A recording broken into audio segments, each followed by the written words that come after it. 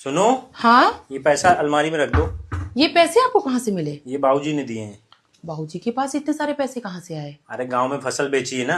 हाँ? वो अम्मा की 13वीं में हम लोगों ने पैसा लगाया था, तो बाकी भाइयों ने तो दिया नहीं। हाँ? तो मैंने भी बोल दिया कि हिसाब कर दो, और बचा कुचा हिसाब अगले साल की फसल में कर देंगे। हाँ, वो जो हिसाब अगले साल करेंगे ना, वो अपनी 13वीं का करेंगे। वो इसलिए ना कि उनको दिख गया कि उनकी औलादें कैसी हैं। ऐसी औलादों से तो इंसान के औलाद ही ना हो तो अच्छा है। आपको शर्म नहीं है ये पैसा लेने में?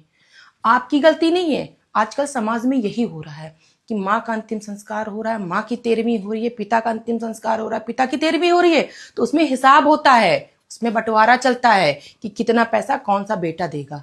अरे कभी माँ ने कभी ये सोचा कि हिसाब करके बच्चों को पाले? वो बराबर पालती थी हमेशा, पर 13वीं के टाइम इस तरीके की सोच।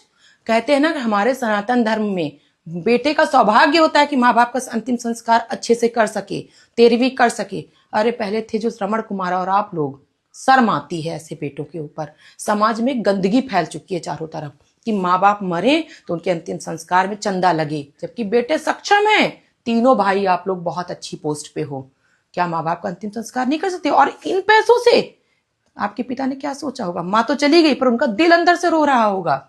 थोड़ी सी शर्म बाकी हो तो ये पैसे वापस करके आओ जाके उनको, और जो अगले साल का हिसाब है मना करो, जाके माफी मांगो उनसे पैर पकड़ के।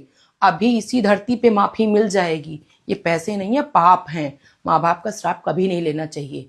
और ये आपकी गलती नहीं है, पूरे समाज की गलती है कि आजकल अंतिम संस्कार हो या 13वीं हो, उसमें पैसे चंदा लगते हैं बेटों से कि हम 13वीं कर रहे हैं तो हमें पैसा दो, और एहसान करते हैं वो माँ बाप के ऊपर 13वीं करके। इससे अच्छा है तो माँ बाप को ऐसे ही छोड़ दो, मत करो 13वीं अगर ये पैसे लेने हैं तो।